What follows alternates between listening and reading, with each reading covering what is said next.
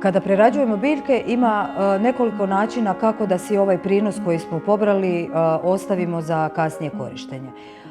Znate i sami, naše bake šta su radile pola jeseni, spremale su zimnice. Te su zimnice fantastični proizvodi, dolaze od nas samih, sami smo se njima bavili, sami smo uzgajali povrće, dakle doslovno znamo šta jedemo.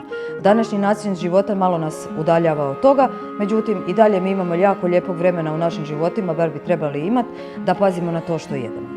Kiseljenje je jedan tip zimnice. Uljenje, ostavljanje proizvoda i plodova u ulju je drugi.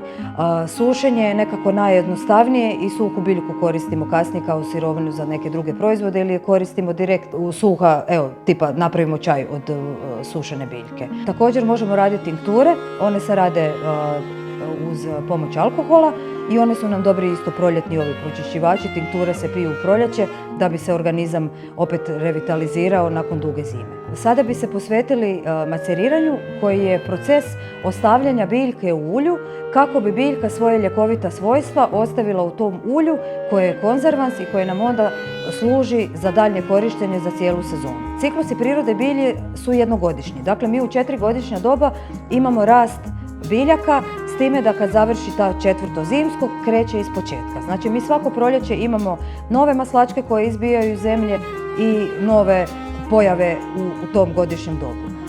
Tako da i ove proizvode koje radimo i konzerviramo, rok trajanja bi im najbolje bio da je 1 godina do novog ciklusa kad nam dolazi nova biljka, kad opet koristimo tu istu biljku, ali iz ovogodišnje sezone.